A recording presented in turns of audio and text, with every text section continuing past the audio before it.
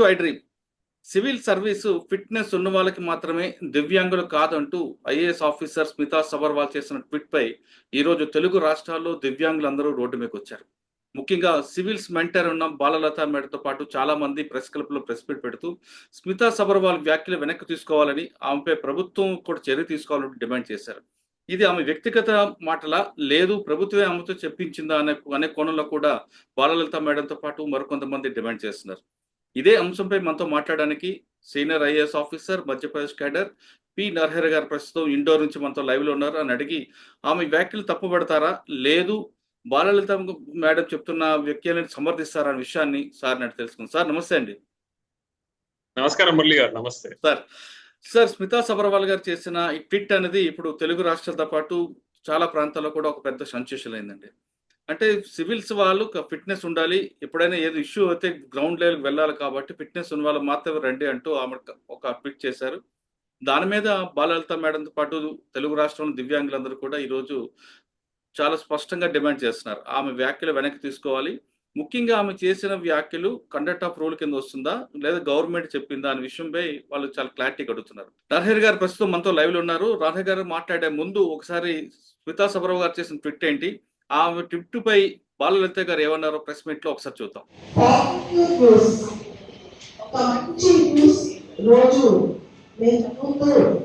Civils విద్యార్థులు కూడా అవి పంచుతూ ఉంటాం. ఈరోజు దురదృష్టం, మా దురదృష్టం, తెలుగు జాతికి ఒక దురదృష్టం.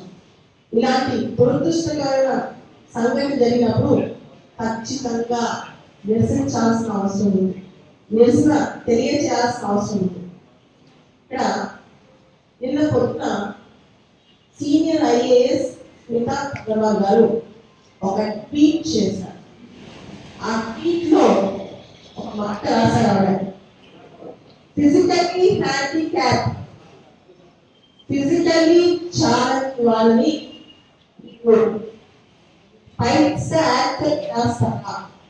ఏ ఏజెంట్స్ కూడా వాళ్ళని హైర్ చేసుకోవు, వాళ్ళ ఉద్యోగాలు అంటే ఇప్పుడు చెప్తున్నారు అన్నమాట. ఏజెంట్స్ వాళ్ళకి ఫిజికల్లీ హ్యాండిక్యాప్ వాళ్ళు ఎంకరేజ్ చేయరు అని. రెండోది, ఒక ఫిజికల్లీ ఛాలెంజ్డ్ సర్జన్ ఆపరేషన్ చేస్తే వాళ్ళు నమ్ముతారా అంటే సర్జన్స్ వద్దు, ఫిజికల్లీ హ్యాండిక్యాప్ ఛాలెంజ్ నుంచి అని చెప్పి. అసలు నా మొదటి question, what is her locus standard? ఆవిడ ఎవరు అని రాయడానికి, ఆవిడకున్న అధికారం ఏంటి? ఎవరిని రాని వాళ్ళు సర్వీసెస్ లోకి ఎవరు వద్దో, ఏ సర్వీస్ లోకి ఎవరు తీసుకోవాలో అది పబ్లిక్ పాలసీ. పార్లమెంట్ ఉంది, జ్యుడిషియరీ ఉంది. పార్లమెంట్ చట్టాలు చేయగలుగుతుంది, చట్టాలు రైటో రాంగో చట్టాలు జ్యుడిషియరీ ఉంది. ఒక ఐఏఎస్ ఆఫీసర్ స్థాయిలో ఆవిడ సొంతంగా రాస్తుందా, సొంతంగా మాట్లాడుతుందా, తెలంగాణ ప్రభుత్వానికి ప్రతినిధిగా రాస్తుందా? నా క్వశ్చన్. అందరి తరఫున, దివ్యాంగుల తరఫున మొదటి క్వశ్చన్ ఆవిడకి, ప్రభుత్వానికి కూడా. ఇది ప్రభుత్వం ఆలోచన, ఆవిడ ఒక్కదాని ఆలోచన. రెండో క్వశ్చన్, ఒక ఇన్సిడెంట్ ఇండియాలో ఒక ఇన్సిడెంట్ తీసుకుని అసలు ప్రీవియస్ సర్వీస్ ఐఏఎస్ ఐపీఎస్ లాంటి వాటిలో దివ్యాంగులకి ఫిజికల్ ఫిట్నెస్ లేదు అని అందరూ ప్రకటించేస్తుంది. ఐఏఎస్ ఐపీఎస్ చేయడానికి ఫిజికల్ ఫిట్నెస్ కావాలా, మెంటల్ ఫిట్నెస్ కావాలా? ఇది నా రెండో ప్రశ్న. ఆవిడ పరిగెత్తు పనిచేస్తుందా, కార్లెక్కి చాపర్లెక్కి పనిచేస్తుందా? ఎన్ని రోజులు ఆవిడ ఫీల్డ్ వర్క్ లో పరిగెత్తు పనిచేస్తుందో నాకు కావాలి. మూడోది, సివిల్ సర్వీసెస్ లో ఫిజికల్లీ ఛాలెంజ్ వాటికి ఫిట్ గా కాదు, అది చేయలేదు అని యూనియన్ అని చేసిందా? అంతకు మించి గవర్నమెంట్ తరఫున రాయడానికి ఇక్కడ కోడ్ ఆఫ్ కండక్ట్ అని చెప్పి ఉంటుంది. గవర్నమెంట్ సర్వెంట్స్ కి ప్రవర్తన నియమావళి అంటారు. ఇప్పటి వరకు బాలలత గారు చెప్పిన సోమాజిగూడ ప్రెస్ క్లబ్ జరిగిన ప్రెస్ మీట్ చూసాం. దీనిపై నరహరి గారి కామెంట్స్ విన్నాం. సార్, మీరు చూశారు, రెండు పక్షాల వాదన విన్నారు. విన్న తర్వాత మీకు క్లారిటీగా ఏమొచ్చిందండి? దీనిపై మీ స్పందన ఏ విధంగా ఉంది? మురళి గారు, బాలలత గారు చేసినటువంటి కమెంట్ ఏదైతే ఉందో, తాను యూట్యూబ్ లో మాట్లాడిన దాన్ని సమర్థిస్తూ నేను కూడా ఒక ట్వీట్ చేయడం జరిగింది. ఓకే. జనరల్ గా స్మితా సబర్వాల్ చాలా హుందాగా, చాలా బాగా అన్ని విషయాల మీద స్పందిస్తూ ఉంటుంది. కానీ ఈ విషయంలో తాను చేసినటువంటి ట్వీట్ నేను సమర్థించడం లేదు. బాలలత గారు ఏదైతే విషయము చెప్పినారో దాంట్లో చాలా స్పష్టత ఉన్నది. వారు చేసిన కమెంట్స్ ఏదైతే ఉన్నాయో అవి దివ్యాంగులకి అనుగుణంగా దివ్యాంగుల పక్షాన ఏదైతే ఉన్నదో దాన్ని మనం అర్థం చేసుకోవాలి. 2016లో గౌరవ supreme court Rajiv Kumar versus union of India అనే ఒక చాలా ఇంపార్టెంట్ హిస్టారికల్ కేసులో గౌరవ సుప్రీంకోర్టు ఏదైతే నిర్ణయం తీసుకుందో, ఏదైతే ఆర్డర్ పాస్ చేసిందో దానికి అనుగుణంగా భారత ప్రభుత్వము ఒక పాలసీ డెసిషన్ తీసుకొని దాన్ని అమలు చేస్తూ ఈ పర్సన్స్ విత్ డిసబిలిటీస్ దివ్యాంగుల కోసం సివిల్ సర్వీసెస్ లో group A group B services లో రిజర్వేషన్ ని అమలు చేస్తూ అప్పటి నుంచి రిక్రూట్మెంట్స్ లో వారికి స్థానం ఇవ్వడం జరుగుతూ ఉన్నది. సో దీన్ని మనం చాలా సమగ్రంగా మన భారత గౌరవ సుప్రీంకోర్టు ఇచ్చినటువంటి ఆర్డర్ దానికి అనుగుణంగా భారత ప్రభుత్వం తీసుకున్న నిర్ణయం. సో మన భారతదేశ సర్వోచ్చ సంస్థ న్యాయాలయమైనటువంటి గౌరవ సుప్రీంకోర్టు ఇది ఇచ్చినటువంటి ధర్మాసనం ఇచ్చినటువంటి నిర్ణయానికి అనుగుణంగా భారత ప్రభుత్వం సమగ్రంగా ఆలోచించి అన్ని రకాలుగా రిజర్వేషన్స్ ఏవైతే ఉన్నాయో పర్సన్స్ విత్ డిసబిలిటీస్ అంటే దివ్యాంగులకు ఏ విధంగా రిజర్వేషన్లు కల్పించాలనే దాని మీద సమగ్రంగా ఆలోచించి తీసుకున్నటువంటి ఒక పాలసీ డెసిషన్ ఇది, ఒక నిర్ణయం. ఈ నిర్ణయానికి అనుగుణంగా ఈ రిజర్వేషన్లని దివ్యాంగుల కోసం group A group B services మరియు సివిల్ సర్వీసెస్ కోసం అనేసి నిర్ణయం తీసుకొని రిక్రూట్మెంట్ లో వారికి స్థానం కల్పించడం జరుగుతూ ఉన్నది. ఓకే సార్, స్మితా సబర్వాల్ గారు చేసిన ట్వీట్ పాలసీకి వ్యతిరేకంగా చేసి అనుకోవాలా లేదా ఆమె వ్యక్తిగత అభిప్రాయంగా భావించాలా? సోషల్ మీడియా, ఈ మీడియాలో వచ్చేటటువంటి ఇప్పుడు నేను మీతో మాట్లాడుతున్నానంటే ఇది వ్యక్తిగత అభిప్రాయమా కాదా అని ఉండదండి. ఒక సివిల్ సర్వెంట్ అనే తను ఏ మీడియా ద్వారా అది సోషల్ మీడియానా లేకపోతే టీవీ ఛానల్సా లేకపోతే ఇంకే మీడియం ద్వారా అయినా తమ అభిప్రాయాన్ని వ్యక్తపరచడం అనేది అది తమ వ్యక్తిగత అభిప్రాయానికి ఇక్కడ చోటు లేదండి. ఎవరైనా కూడా ఏ సివిల్ సర్వెంట్ అయినా కూడా ఏ విధంగా ఏ మీడియం ద్వారా అయినా తమ అభిప్రాయాన్ని వ్యక్తపరిచినా అది వ్యక్తిగతమా అని లేకపోతే ఇంకేదో అని చూడడం జరగదు.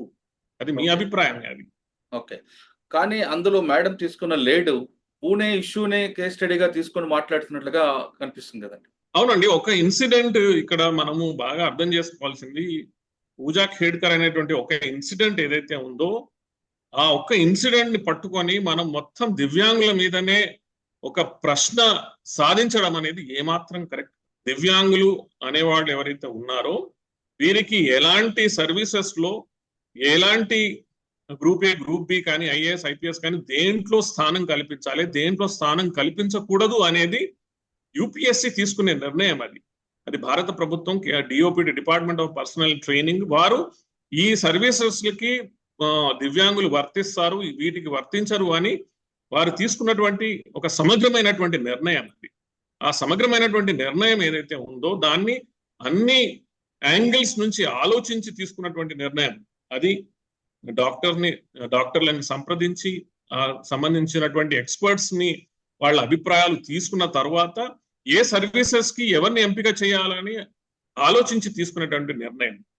ఇక్కడ పూజా ఖేడ్కర్ అనేటువంటి ఒక కేసు ఏదైతే ఉందో ఇది డెఫినెట్ గా మనం అందరం ఆలోచించాల్సినటువంటి విషయం. యూపీఎస్సి ద్వారా ఏదైతే రిక్రూట్మెంట్ ప్రాసెస్ తీసుకోవడం జరుగుతుందో ఒక దీర్ఘకాలికమైనటువంటి ఒక 3 లెవెల్స్ ఆఫ్ ప్రాసెసెస్ నుంచి వెళ్ళిన తర్వాత ఆ తర్వాత మెడికల్ ఎగ్జామినేషన్స్ ఇవన్నిటిని దాటిన తర్వాత ఒక వ్యక్తిని ఎంపిక చేయడం జరుగుతుంది. ఇంతటి పెద్ద ప్రాసెస్ ని, ఇంతటి లాంగ్ ప్రాసెస్ ని పూజా ఖేడ్కర్ దాన్ని అంటే యూపీఎస్సీనే ఒక పకడ్బందీగా తాను ఛేదించి ఈ స్థాయికి చేరుకోగలిగిందనంటే ఎక్కడో దగ్గర యూపీఎస్సీ ఆత్మ అవలోకనం చేసుకోవాల్సినటువంటి అవసరం ఉన్నది. ఇలాంటి కేసెస్ మున్ముందు జరగకుండా చూడాల్సినటువంటి అవసరం ఉన్నది. ఆ ఒక్క కేసును చేపట్టి ప్రతి దివ్యాంగులని మనం ప్రశ్నించడం, వారి మీద ప్రశ్నార్థకంగా వారిని మిగల్చడం, అసలు టోటల్ రిజర్వేషన్ వ్యవస్థనే మనము వాటి మీదనే మనము ప్రశ్న సాధించడం అనేది ఏమాత్రము కరెక్ట్ కాదు. మేడం ఏమంటున్నారంటే అందులో మన స్మితా సబర్వాల్ గారు, సార్ సివిల్స్ కాదు ఒకవేళ ఐపీఎస్ అయితే తీసుకుంటారా అని క్వశ్చన్ చేశారు. తీసుకుంటారా తీసుకోకపోవడం అనేది మనం నిర్ణయించేది కాదండి, వ్యక్తులు నిర్ణయించేది కాదు. ఇది వ్యవస్థ నిర్ణయించేటటువంటి విషయం. ఇది ఇక్కడ యూపీఎస్సి అనేది ఒక వ్యవస్థ. అదే యూపీఎస్సి ద్వారా నేను, అదే యూపీఎస్సి ద్వారా మీరు, అంటే స్మిత కూడా ఇదే వ్యవస్థ ద్వారా ఎంపికైనాము. సో ఈ వ్యవస్థ తీసుకున్నటువంటి నిర్ణయం అది సమగ్రంగా అన్ని కోణాల నుంచి ఆలోచించి ఏ సర్వీసెస్ కి ఎవరు వర్తిస్తారు, ఎవరు వర్తించరు, ఎవరు ఉపయోగపడతారు, ఎవరు ఉపయోగపడరు, ఎవరు ఆ సర్వీసెస్ కి న్యాయం చేయగలుగుతారని యూపీఎస్సి అన్ని రకాలుగా ఆలోచించి తీసుకున్నటువంటి నిర్ణయం ఇది. సో దాన్ని మనం ఎలా ప్రశ్నించగలుగుతాం? మనం ఒకవేళ ప్రశ్నించే వాళ్ళమే అయితే మనకి వేరే మాధ్యమాలు ఉన్నాయి, దానికి సంబంధించినటువంటి మాధ్యమాలు ఉన్నాయి. ఆ మాధ్యమాల ద్వారానే మనం దాన్ని ప్రశ్నించుకోవాలి. కానీ ఇది భారత ప్రభుత్వం తీసుకున్నటువంటి ఒక సమగ్ర నిర్ణయం.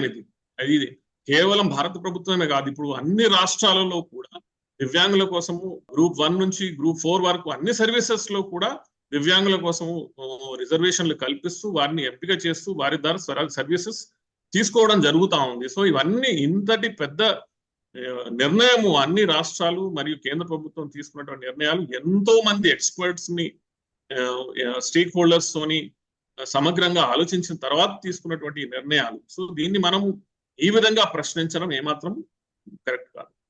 సార్ ఆవిడ సీఎంఓలో పనిచేశారు చాలా కాలంగా, ఆవిడ తెలియకుండానే ఇంత ఇటువంటి ఇష్యూ, డెలికేట్ ఇష్యూని ఆవిడ డీల్ చేస్తుంటారు అనుకోవచ్చా, లేదు బై మిస్టేక్ అనుకోవచ్చా?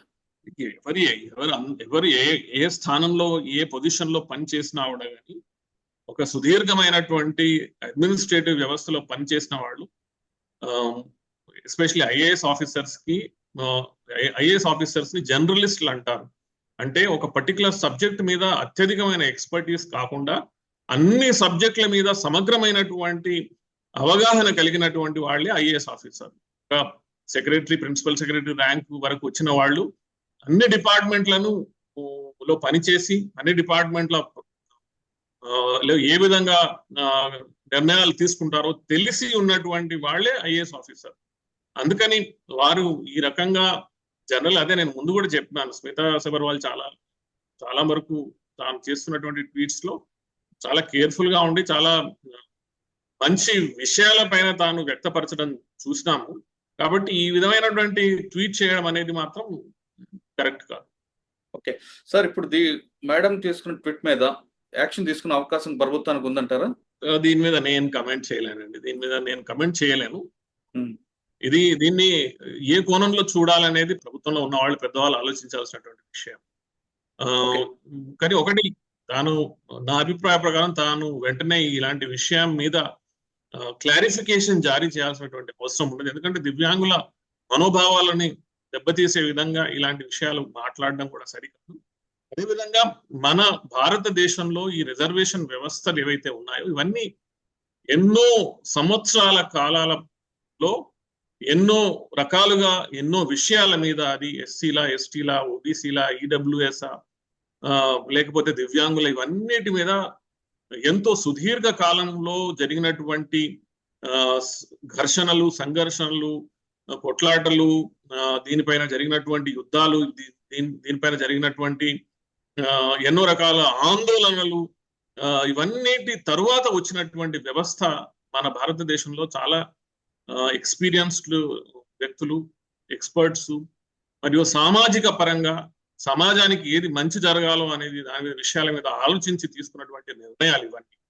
వీటన్నిటి మీద స్పందించే ముందు ప్రతి ఒక్కరూ, అది సివిల్ సర్వెంట్సా లేకపోతే ఇంకెవరైనా అవడానికి చాలా బాధ్యతతో కూడినటువంటి మాటలు మాట్లాడితే చాలా బాగుంటుంది. ఇప్పటికైనా ఈ వివాదం మరింత పెరగకుండా ఉండాలంటే స్మితా సబర్వాల్ గారు తానుపై చేసిన ట్వీట్ పై క్లారిఫైన్ ఇవ్వాలి, లేదా వ్యాఖ్యలు వెనక్కి తీసుకుంటే ఈ వివాదం ఇక్కడితో సర్దుముడుగుతుంది అంటున్నారు నరహరి గారు. ఒక బాధ్యత గల పోస్ట్లో ఉన్న ఆమె ఒకసారి మాట్లాడేటప్పుడు మీడియాతో మాట్లాడితే అది వ్యక్తిగత అభిప్రాయం పరిగణలోకి తీసుకోరు, అది వ్యవస్థ మాట్లాడినట్లుగా వస్తుంది. కాబట్టి ఈ వివాదానికి ఆమె కరెక్ట్గా చెక్ పెట్టాల్సిన అవసరం ఆమె పైన ఉంది. ఇకపై కూడా ఎవరు మాట్లాడినా మీడియాతో మాట్లాడినప్పుడు 1-2 సార్లు ఆలోచించి బాధ్యతగా మాట్లాడాలి, బాధ్యత తీసుకొని మాట్లాడాలి, లేదంటే మీరు చాలా ప్రాబ్లమ్స్ ఇరుక్కునే అవకాశం ఉందంటూ నరహరి గారు చెప్తున్నారు. ఇది స్మితా సబర్వాల్ గారి ట్వీట్ పై నరహరి గారి అభిప్రాయం. వచ్చే అంశంలో మళ్ళీ కలుద్దాం. అంతవరకు నమస్తే. Thank you sir, thank you very much అండి. థ్యాంక్ యూ మురళి గారు, నమస్తే.